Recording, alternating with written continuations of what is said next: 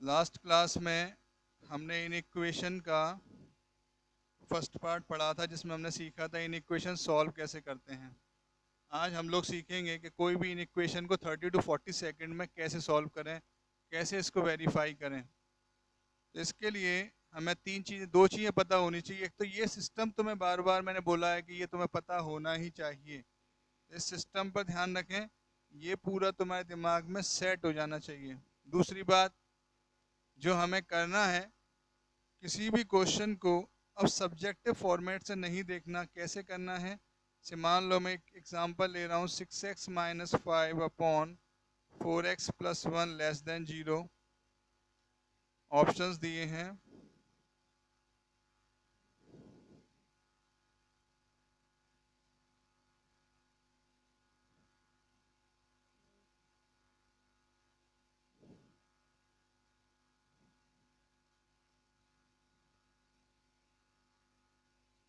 ये क्वेश्चन है। एक बच्चे ने मुझसे क्वेश्चन पूछा है कि अगर ऊपर की तरफ हो पूरा तो उससे कोई फर्क नहीं पड़ता। देखो, ये चीज अगर क्वेश्चन में है तो तुम्हारा कोई फर्क नहीं पड़ता।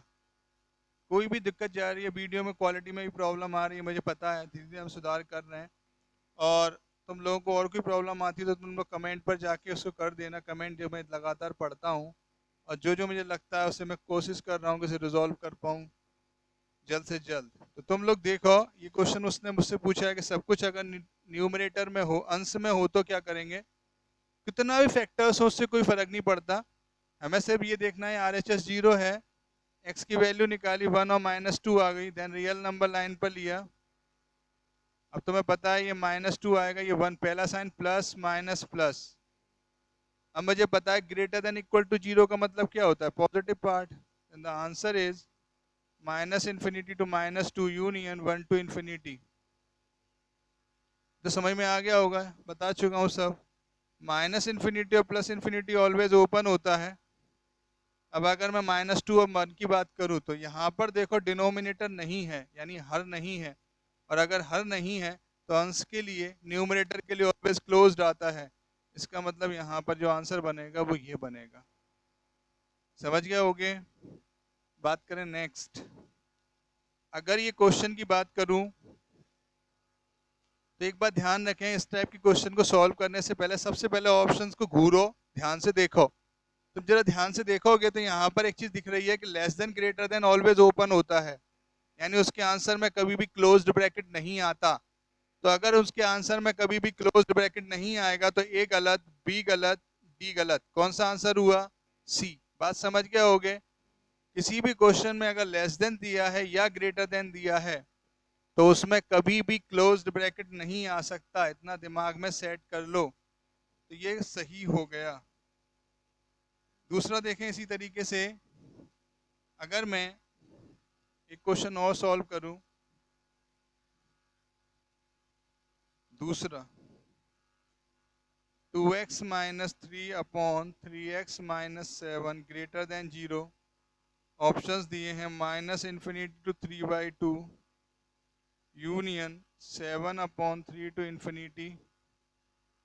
बी दिया है -∞ to 3/2 union 7 upon 3 to infinity. C दिया है -3/2 टू 7 अपॉन 3। और डी दिया है 3/2 टू 7/3। अब फिर से ध्यान से देखें,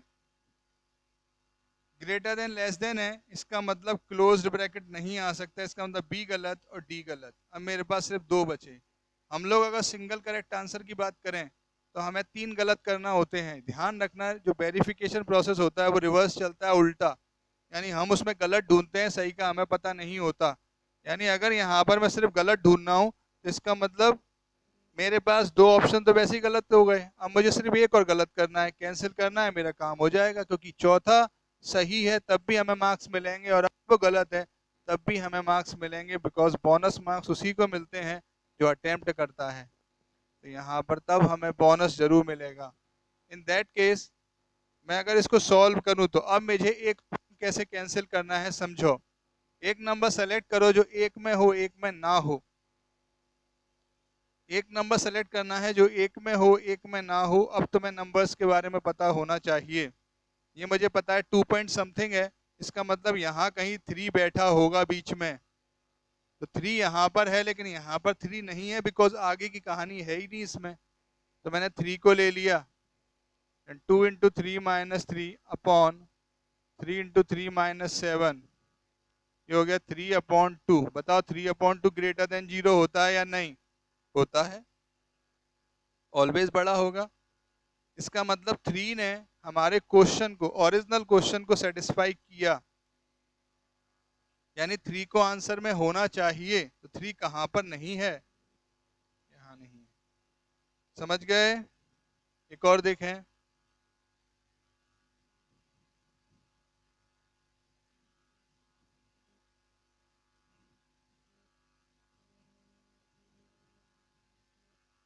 x² + 2x - 3 upon x² + 1 less than 0। Options दिए हैं -3 to 1, -3 to 1, -3 to infinity, -3 to infinity। अगर हम यहाँ पर देखें तो लेस देन और ग्रेटर देन, फिर से वही बात आई, क्लोज्ड ब्रैकेट कभी नहीं आएगा। इसका मतलब बी गलत, सी गलत। अब मेरे पास सिर्फ सी और ए और सी डी बचा है।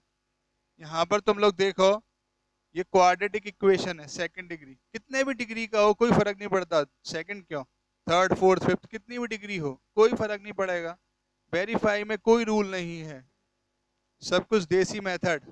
सीधा सोचो, आंसर लो। कैंसिल करना है सिर्फ, करेक्ट के बारे में दिमाग नहीं लगाना है यहाँ पर।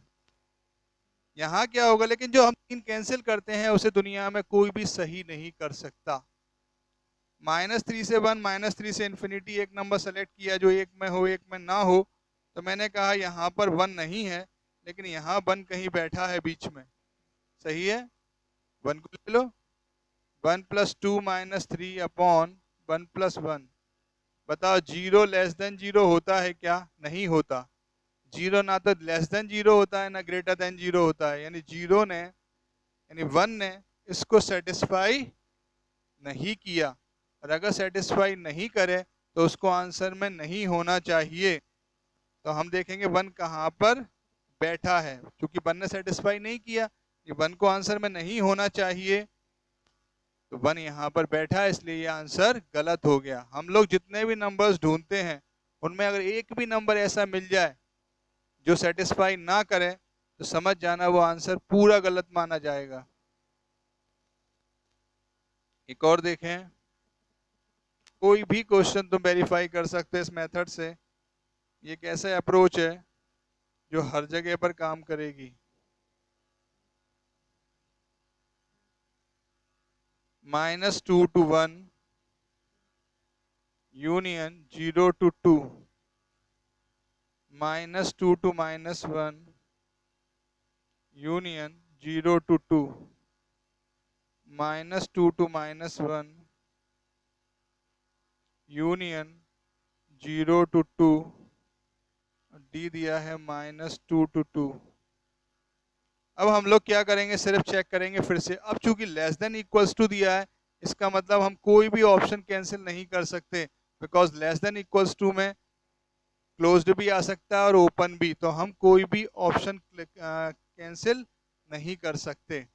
तो चेक करें जरा। सबसे पहले 2 ऑप्शन पकड़े, एक नंबर सेलेक्ट किया जो एक में हो एक में ना हो। तो मैंने कहा 2 इसमें नहीं है, 2 इसमें है। इजीली जो मिल जाए वो ज़्यादा बेटर है, दिमाग नहीं लगाना है ज़्यादा। 2 इसमें नहीं है, इसमें है। क्लोज्ड का मतलब है, ओपन का मतलब नहीं है। तो 2 को लिया तो 2/2 + 2। बताओ ये 1/2 हुआ। 1/2 लेस देन 1/2 नहीं होता, लेकिन 1/2 इक्वल टू 1/2 होता है।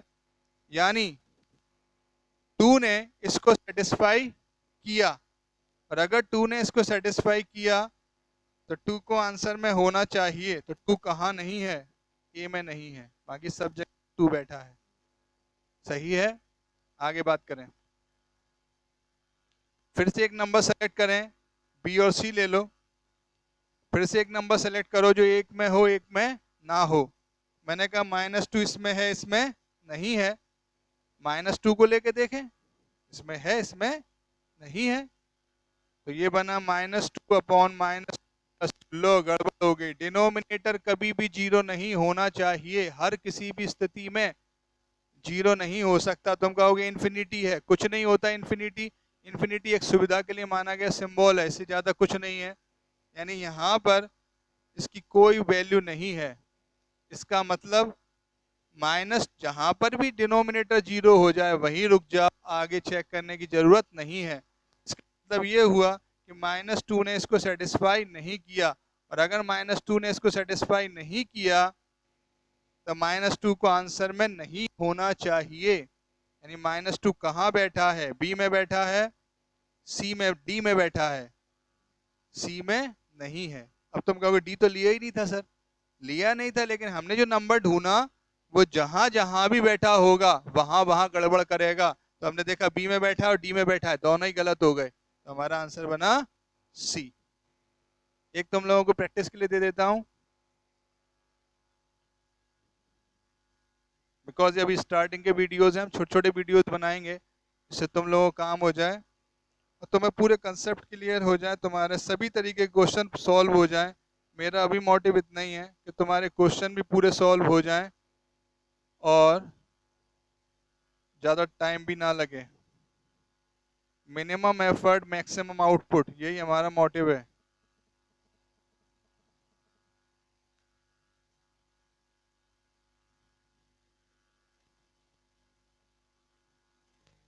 इस क्वेश्चन को कोशिश करना, कोई भी ऑप्शन कैंसिल नहीं होगा। नंबर तुम्हें सोचना है, इसको कोशिश करें, बाकी नेक्स्ट टर्न पे देखेंगे, बात करेंगे। शेयर करें वीडियो, देखें, समझें, जितना शेयर कर पाएं उतना करें, बाकी नेक्स्ट टर्न पर आगे का देखेंगे। Thank you, thanks for watching.